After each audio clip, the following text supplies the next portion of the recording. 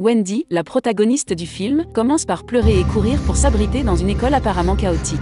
Le docteur Stern, une psychiatre, regarde l'énorme trou dans le mur fait par une table ensanglantée qui a été jetée à travers la pièce. Wendy est retrouvée par le docteur Stern, qui lui donne l'espoir de redevenir normale.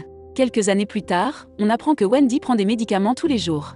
Carl, son fils, la surprend avec son mari, Lars. Et avec cela, la journée a officiellement commencé. Alors que Wendy examine un avis de retard de paiement pour son prêt immobilier, au cours du petit déjeuner avec toute la famille, il apparaît clairement que les finances sont serrées. Elle prévoit de demander une augmentation aujourd'hui, dit-elle à Lars, et ce dernier la taquine en lui disant qu'elle est bien trop soumise pour ça. Cependant, avant qu'ils ne se séparent pour la journée, il s'excuse d'avoir été si insensible. À la fin d'une longue et difficile journée au restaurant, elle aborde avec Angela, sa supérieure hiérarchique, la question d'une promotion. Angela lui assure que le jour viendra où elle pourra prétendre à une promotion.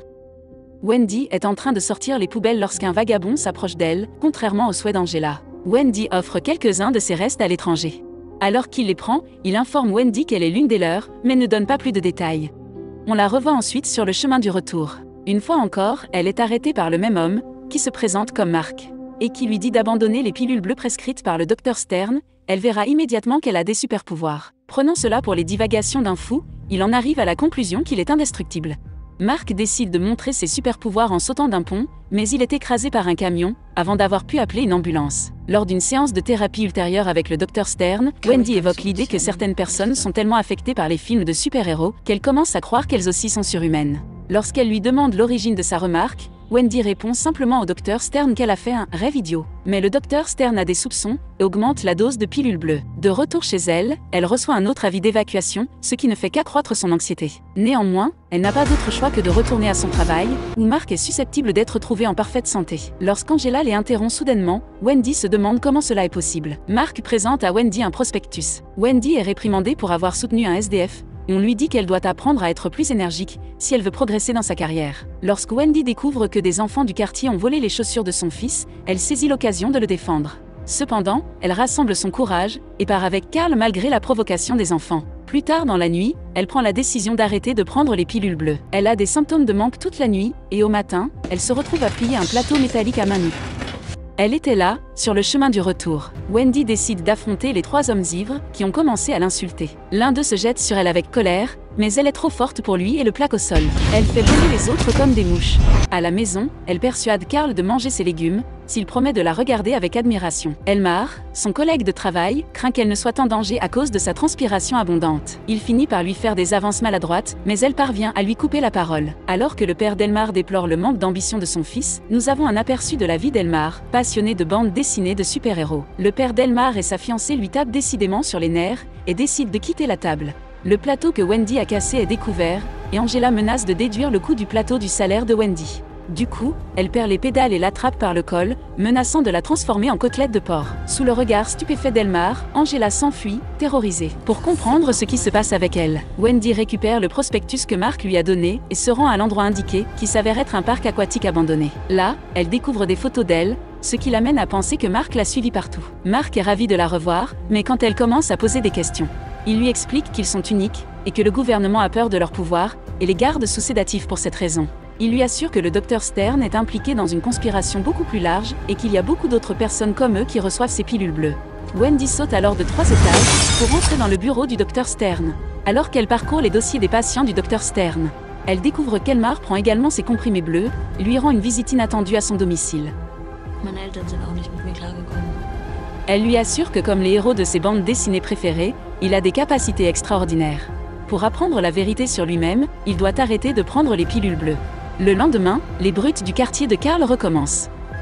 Wendy, cependant, transforme leur vélo en bretzel et défend cette fois son enfant. La confiance retrouvée de Wendy s'étend à sa demande ultérieure de promotion auprès d'Angela, qui lui est accordée. Elmar annonce à Wendy qu'il a arrêté de prendre ses pilules et montre fièrement sa nouvelle capacité à contrôler l'électricité. Il se surnomme Electroman. Il décide de fêter ça. Elmar n'en revient pas de la capacité de Wendy à ouvrir un distributeur automatique et à voler l'argent. Après avoir failli s'embrasser devant un panneau publicitaire autour d'une bière, elles se retirent, ils sortent tous les deux dans un club, où Wendy est témoin du harcèlement d'un couple par une bande d'hommes. Les hommes sont armés, et elle les emmène dans les toilettes pour les battre. Elmar, doué de super pouvoirs, bat également un des tyrans. Lorsque leurs capacités sont utilisées à bon escient, ils sont tous deux satisfaits. Plus tard, elle montre à Lars l'argent qu'elle a volé et il lui demande si elle a dévalisé une banque. Au lieu de s'en inquiéter, elle en rit et passe immédiatement à l'action. En outre, elle offre à Carl des chaussures de football coûteuses. Avec l'argent du distributeur, Wendy peut sauver la maison familiale et tout le monde commence à se sentir mieux. Cependant, Wendy ne sait pas que l'un des hommes qu'elle a agressé au club est allé voir la police. Il fait venir le docteur Stern et la police pour signaler qu'une femme a agressé et blessé 5 hommes. Afin de convaincre Mark des capacités d'Elmar, Wendy l'emmène le rencontrer. Mark l'y avertit de faire profil bas, sous peine d'être envoyé dans une prison spécialement conçue pour eux. Il le sait bien, car il a déjà été dans une de ces institutions. Cela entraîne un plan pour libérer les prisonniers enfermés dans l'institution. Avec un peu de persuasion, Mark décide finalement de venir, et ils partent pour l'institution.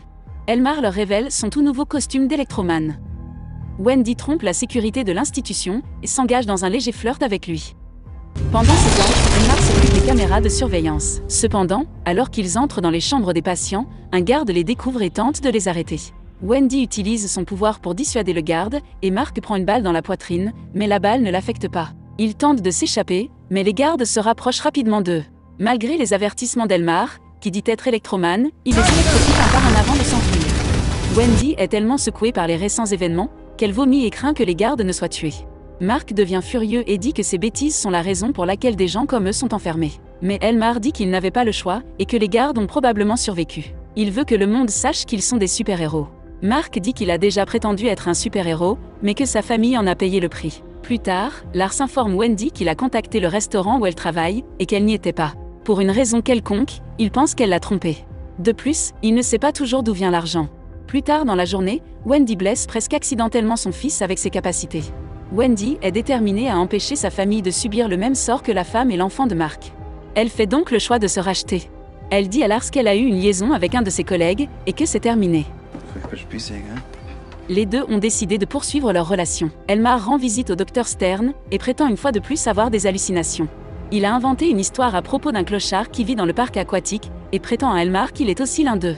Alors que le docteur Stern aimerait croire que tout cela est dans sa tête, elle sait qu'il en est autrement. Mark s'est capturé, alors que les forces de l'ordre arrivent dans sa cachette. Pendant ce temps, Carl est soulagé de voir ses parents s'entendre enfin, organise une fête au bord de la piscine comme n'importe quel autre couple. Mais ensuite, Elmar est arrivé.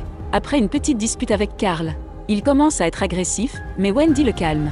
Il annonce ensuite à Wendy que le docteur Stern a capturé Mark, ce qui fait craindre à Wendy qu'ils soient les prochains. Il déclare son amour à Wendy, qui le rejette immédiatement. Le couple a une discussion à cœur ouvert, au cours duquel Wendy révèle ses super-pouvoirs à Lars, qui croit qu'Elmar est l'homme avec lequel Wendy avait une liaison. Lars, quant à lui, est convaincu qu'elle a des hallucinations, et lui demande si elle prend toujours ses médicaments. Lars l'informe ensuite que le docteur Stern l'a contacté, pour le prévenir que cela allait se produire. Cela a rendu Wendy très frustrée. Carl est déconcerté par le fait qu'elle le jette à travers la pièce, après qu'il ait décidé d'aller appeler le docteur Stern.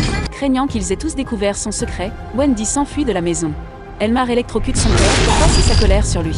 Wendy arrive rapidement pour sauver l'homme, et encourage Elmar à arrêter de se comporter comme un justicier. Il se penche pour l'embrasser, et alors qu'elle se retire, Elmar lui donne un électrochoc si fort qu'elle s'évanouit. Lorsqu'elle reprend conscience, elle se trouve à l'hôpital, où le docteur Stern l'informe qu'Elmar a disparu, et que son père est dans le coma. Lorsque le docteur Stern ouvre les yeux de Wendy, celle-ci commence à paniquer. Le docteur Stern demande à Wendy de raconter sa journée à l'école, pour l'aider à se souvenir de ses forces et de ses capacités. Wendy, une jeune fille, et sa mère se trouvaient dans le bureau du directeur, lorsque ce dernier a confisqué le lecteur CD de Wendy, à titre de mesure disciplinaire. Wendy était tellement enragée, qu'elle a ramassé le bureau et l'a jeté sur l'homme, le tuant d'un seul coup. Wendy insiste sur le fait qu'elle ne voulait pas que cela se produise, et se demande pourquoi les gens la considèrent comme un monstre. Elle n'est pas un monstre, comme l'assure le docteur Stern. Pour le bien de ses proches, elle doit admettre qu'elle ne va pas bien. Wendy finit par céder, et se rend à la clinique pour se faire soigner. Elle y rencontre Mark, qui semble résigné à son sort, et Wendy, qui semble également s'affaiblir à cause de son traitement.